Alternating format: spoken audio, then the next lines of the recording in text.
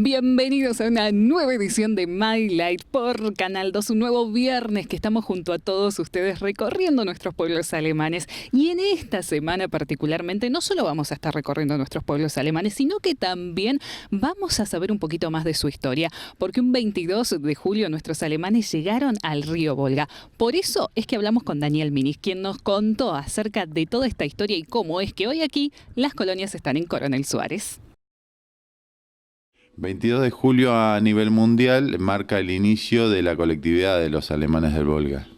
Si bien hay muchas fechas, ¿no? Fecha de asentamiento, de llegada, Suárez llega al país, distintas fechas, pero el inicio realmente de la colectividad lo marca el 22 de julio de 1763, ¿no? Eso es el comienzo. ¿Por qué? Porque está políticamente asentado ese día en Rusia, cuando la zarina Catalina redacta el manifiesto, el segundo manifiesto de puño y letra por la emperatriz, que llama a poblar las estepas rusas, ¿no? Bueno, en ese llamamiento redacta unos cuantos privilegios para los germanos, y bueno, para ir a Rusia. Lo que es nuestros antepasados venían bastante perseguidos o mal por la situación en Europa, ¿no? Venían de la guerra de los 30 años, esas guerras religiosas que había en Europa, mucha muerte, los conflictos religiosos, la guerra de los 7 años, de 1756 a 1763, que también Europa con el resto del mundo estaba por colonizar, ¿no? América, África y demás. Entonces había bastante muerte lo que es en Europa y más que nada lo que es Alemania actual. Paralelo a eso, lo que te decía, la zarina Catalina la Grande en Rusia llama a poblar Rusia. Nuestros antepasados vieron esa oportunidad como para salir de eso mal que lo estaban pasando en el Sacro Imperio Romano Germánico, y bueno, emprenden este viajecito, ¿no? Desde el 22 de julio de 1763, cuando se redacta el manifiesto, se lee en las iglesias de Alemania actual, en todos los principados y ducados, y se agrupan todos para acogerse a este beneficio de ir a las tierras lejanas en Rusia y bueno, ver de qué se trata, ¿no? Ahí es un poco el inicio. Así es, este inicio que luego fueron hasta el río Volga. Tal cual. Después de agruparse, salen los primeros grupos, los 30.640 iniciales, hacia el Volga, embarcan en el puerto de Lübeck, en Alemania actual, y por mar Báltico van hasta San Petersburgo, ¿no? Y ahí los recibe la zarina Catalina la Grande, y los recibe nada menos que en su idioma natal, ¿no? En el germano antiguo. ¿Por qué? Porque la zarina era de ascendencia germana. Entonces, bueno, al llegar ahí, bueno, ya decían, nos cumplieron las promesas, es la tierra prometida, todo lo que nos habían prometido es real. Bueno, faltaba un largo trecho para llegar a lo que es el Volga, ¿no? Desde San Petersburgo los recibió la zarina y empezaron en trineos y carros el camino por tierra hacia lo que es el Volga, al destino que les habían dado. Rusia estaba en plena expansión. La zona que le fue asignado a nuestros antepasados no era la mejor, porque venía de retirada de las tribus nómadas, los kirguisios, calmucos, que vendrían a ser tribus nómadas turcas, mogoles, bueno. Y ese es el lugar que les habían asignado. Cuando llegaron al Volga, no era tal la promesa que le había hecho la zarina. No era buen clima ni buena madera. Pero sí, en gran parte se cumplieron las promesas de conservar su religión, su idioma, su cultura y trabajar, ¿no? Entonces así que se establecen en el río, a las márgenes del río Volga y sus afluentes en distintas aldeas, ¿no? Ya en los primeros 4 años crearon 104 aldeas con un trazado urbano muy similar, todas, y con el correr de los años llegaron a tener hasta 516 aldeas, ¿no? O sea que creció y bastante. Si bien los comienzos no fueron fáciles, pero bueno, con mucho trabajo y transformándose de artesanos en agricultores, tuvieron que hacerse de las herramientas y empezar a trabajar la tierra, ¿no? Así es, bueno, así que primero podríamos decir que nuestros antepasados eran artesanos, que luego, gracias a las tierras de allí del río Volga, empezaron a ser agricultores. Es así, eran mayormente artesanos en el Sacro Imperio Romano Germánico, lo que es Alemania actual, y en el Imperio Ruso, por necesidad, tuvieron que transformarse casi todos en agricultores, ¿no? Allá estaba todo por hacerse, las tierras vírgenes empezaron con las semillas de trigo ruso y con el tiempo llegaron a ser granero del mundo, con mucho esfuerzo. Pero no debe haber sido nada fácil esos años, esos primeros 20 o 40 años para nuestros antepasados, ¿no? Las promesas no eran tan ciertas de la zarina Catalina, estaban en una tierra muy lejana y volver atrás ya era imposible, porque te imaginarás el viajecito ese desde el 22 de julio de 1763 al 29 de junio del año siguiente, que funda la primera aldea, pasa casi un año. Hoy es más fácil ir a la luna y volver que en aquel entonces volver a su Germania natal, ¿no? Entonces no le quedaba otra que trabajar y prosperar, más allá de las adversidades que han pasado, ¿no? Así es, y bueno, y de ahí que surge luego la venida hasta aquí, hasta nuestro continente, y por eso somos alemanes del Volga. Tal cual, se dice alemanes del Volga.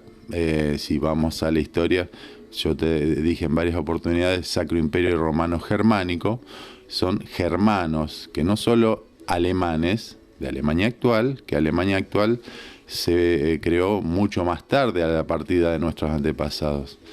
Por eso nuestros verdaderos orígenes podrían ser germanos, como muchas veces se dice, ¿no? Que abarcaban más que la zona de Alemania, germanos de Rusia o alemanes del Volga, porque se establecieron en parte del Volga y en otros lugares, no solo en el Volga, ¿no? Así que es bastante amplio el concepto y da para bastante tiempo charlar y debatir. Pero bueno, en resumidas cuentas, allá estuvieron más de 100 años trabajando y conservando la cultura germana, ¿no? Durante esos 100 años que le había dado de privilegios la zarina, donde no necesitaban hacer el servicio militar, no profesar el idioma ruso, más allá de algún interlocutor que era el que negociaba las cosechas con los rusos, pero bueno, conservaban intacto la cultura germana durante 100 años. Y ahí es cuando vino el detonante, como decís, para irse de Rusia. No los echaron, pero los obligaban a rusificarse, que implicaba muchos privilegios, no los iban a tener más, aprender el idioma ruso, las costumbres rusas, que en parte algunas habían adoptado, el servicio militar de 7 años de Rusia, que no era poca cosa, y el detonante fue la religión. Tenían que dejar la religión luterana y católica, que era su mayoría luteranos y católicos, por la religión ortodoxa rusa. Ese fue el detonante para que decidan irse de Rusia. No se fueron todos, pero una parte se fue hacia América. Y entre ellos nuestros antepasados, ¿no? Los primeros contingentes vinieron hacia 1872 a América del Norte, Estados Unidos, Canadá, lo que es Dakota del Norte en Estados Unidos, esa zona. 1872, 1875, 76 ya con destino Brasil, y el 24 de diciembre de 1877 llegan a lo que es hoy Buenos Aires, ¿no? Llegan a lo que todavía no era Puerto ni Buenos Aires, estaba recién creándose los primeros grupos de inmigrantes, ¿no? Así es, y bueno, y se traían toda esa costumbre y todas esas formas de habitar también las distintas colonias. Sí, sí, así, traían toda su cultura intacta, más allá de que adoptaron unas pocas costumbres de los rusos y unas pocas palabras, alrededor de 40 palabras del idioma ruso, pero en su mayoría la cultura germana estaba intacta, ¿no? Y como decís vos, el sistema de defensa que implementaron para las tribus nómadas, que te decía los kirguises de Calmuco, como el trazado urbano, el no tener la puerta hacia la calle y varias cuestiones que tuvieron que adoptar en Rusia, ¿no? Y eso de igual forma lo trajeron acá. Y lo vemos en el trazado urbano, ¿no? Que no hay una puerta hacia la calle, y las chalupas en los techos a dos aguas para mirar a lo lejos las invasiones de los kirguises de Calmuco, bueno, algunas costumbres que adoptaron en Rusia, más allá del paso del tiempo, ¿no? Bueno, ¿cómo fue ese traslado hasta aquí, hasta América? Primero venían los hombres, vinieron todas las familias juntas, porque también es todo un tema trasladar toda una familia. Sí, no es fácil la logística, no es así. Si bien 100 años antes, como te decía, tardaron casi un año, entre 8 y 11 meses, a ir a Rusia, ya pasando 100 años era más fácil, ¿no? Ya había tren, el tren lo llevaba de Rusia hacia Alemania, ¿no? En Alemania estaban dando vuelta unos 15, 30 días, tratando de volver, quedarse en su Alemania de sus abuelos, ¿no? Pero no fueron bien recibidos. Si bien hablaban el mismo idioma, vestían similar, sus costumbres eran iguales, no eran aceptados como alemanes, porque políticamente Alemania ni existía. Entonces, para los alemanes no eran alemanes, ¿no? Y bueno, entonces embarcan en el puerto de Bremen para América. Algunos ya venían llamados por la colonización, la ley de Avellaneda, que necesitaban mano de obra europea para Argentina, entonces eran llamados estos germanos o alemanes del Volga para poder cultivar las tierras de Argentina. Entonces venían los primeros grupos, como decís, algunos en familia, otros venía solamente a probar suerte el hombre, hacer una o dos cosechas y recién después llamar a que vengan sus familiares, ¿no? Otra vez, después de 100 años no fue fácil el volver a empezar, porque no vinieron con gran capital, sino que con levantar una cosecha ya y lo poco que traían encima y empezar otra vez de nuevo. Así es, y las condiciones climáticas y demás que también había que adaptarse.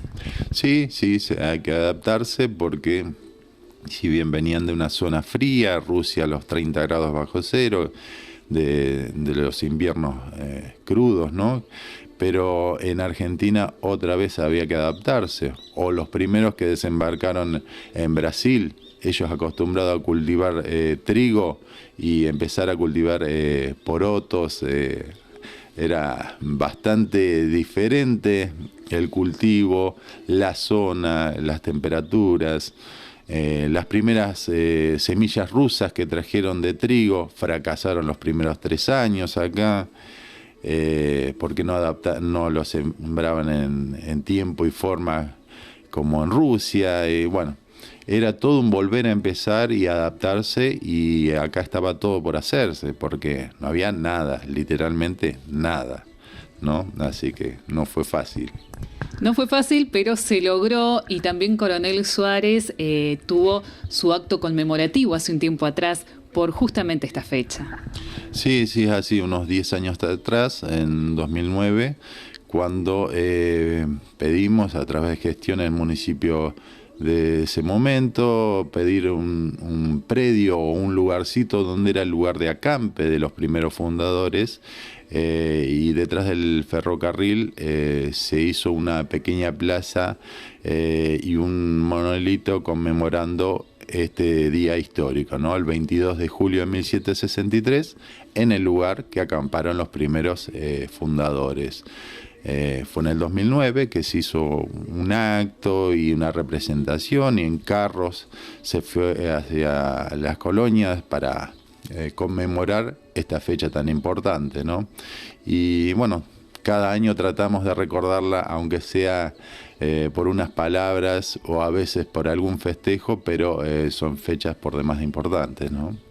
Ahí está. Bueno, entonces de esta manera recordamos este 22 de julio y bueno, ya han llegado a la Argentina y se quedan acá.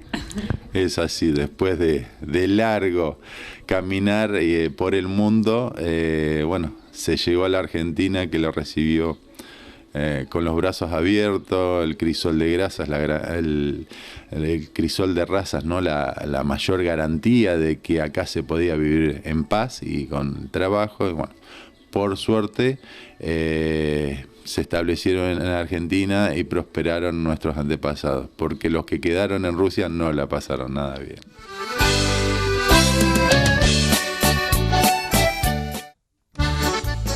Acompaña a My Light FM Santa María en el 106.1 del dial.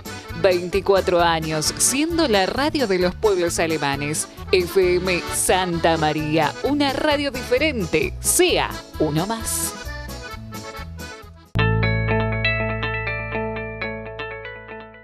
Autoservicio y Panadería Santa María de Hugo Weisbeck y familia en Avenida 11 de Mayo 1206 de Pueblo Santa María. Todo para la canasta familiar, productos de limpieza, fruta, verduras y los mejores panificados. Autoservicio y Panadería Santa María, la mejor opción para la economía del hogar. Frutería y verdulería La Chaucha Macaca. Precios bajos y productos frescos todos los días. En Tucumán 62 de Pueblo Santa María, frutería y verdulería La Chaucha Macaca. Well, there's a will, there's a way, kind of beautiful. And every night has a state so magical. And if there's love in this life, there's no obstacle that can't be defeated. For every tyrant to tear for the vulnerable. In every loss, so the bones of a miracle. For every dreamer, a dream will start.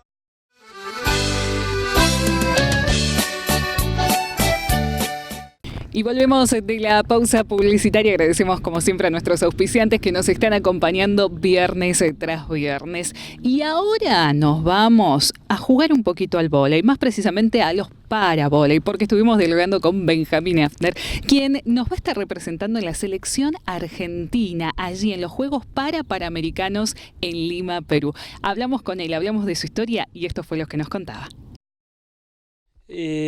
Arranqué un 31 de marzo del 2018. Me contactó la profesora de Educación Física Laura Cometo, que es la organizadora de lo que es el Sitting Volley, de Paravóley.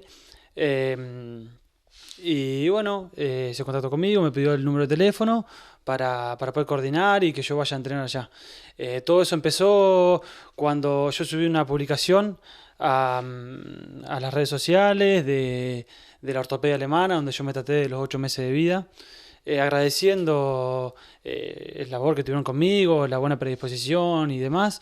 Así que agarramos, me contactó, fui para allá el 7 de junio de ese mismo año, en el cual era el tercer ranking tour que se hacía en Morón. Y bueno, jugamos varios partidos, estuvimos con jugadores convencionales como Hugo Conte, Facundo Conte, Rodrigo Quiroga, entre otros. Así que bueno, eso estuvo espectacular. Y bueno, ahora este último tiempo, creo que hace un mes atrás, estuve en Pilar, ¿no? Lo que es en la Copa para Deporte, Inclusión Pilar, que estuvieron equipos de Chaco, equipos de Rosario, de Tucumán y la Metropolitana. Llegamos a la final, no la pudimos ganar, estuvimos ahí, pero bueno, no, contento igual. Y bueno, ahora por suerte quedé convocado para la selección, para estar en los Juegos Panamericanos en Lima, Perú, más o menos en agosto, septiembre sería. Bueno, contanos porque justamente vos hablabas de tu ortopedia. Esto es porque naciste así con esta dificultad. Exactamente, sí, nací así, es agenesia de pie izquierdo, pero bueno, gracias a Dios, con respecto a mi familia, siempre me apoyaron, así que más o menos a los 8 meses de vida me llevaron para Buenos Aires, en la ortopedia alemana, y bueno, al año y medio empecé a caminar solo, así que gracias a Dios pude hacer vida normal, pude jugar al fútbol, no sé, al tenis, pádel, hice todo normal a comparación de cualquier otra persona.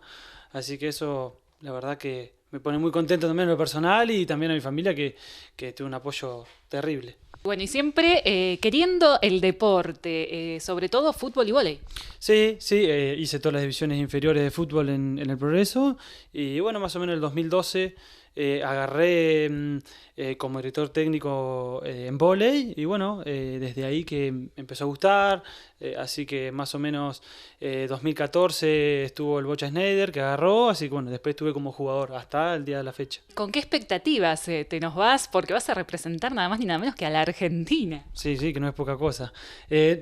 Todavía no caigo, ¿viste? Es complicado, pero no, de la mejor manera, entrenando lo que es vóley convencional, entrenando en el gimnasio con el profesor Cortés, que estamos haciendo ejercicios para lo que es el paravóley, así que no, espectacular, bien, con todas las ganas. Bueno, ¿cuál es la diferencia entre el vóley y el paravóley?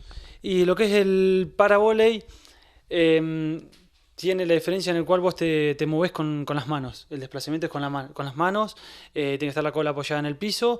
Y después, con respecto al vóley convencional, no cambia mucho, porque en el tema de ataque, en el tema de recepción, armado, bloqueo, es lo mismo. Solamente que tenés que tener un apoyo en el piso y después desplazarte bien con las manos, nada más. Por supuesto, el deporte, un pie importante en tu vida, se podría decir. Sí, gracias a Dios nunca me quedé, siempre fui por más, así que, a ver, lo que tenía para hacer lo hacía, no había ni un problema.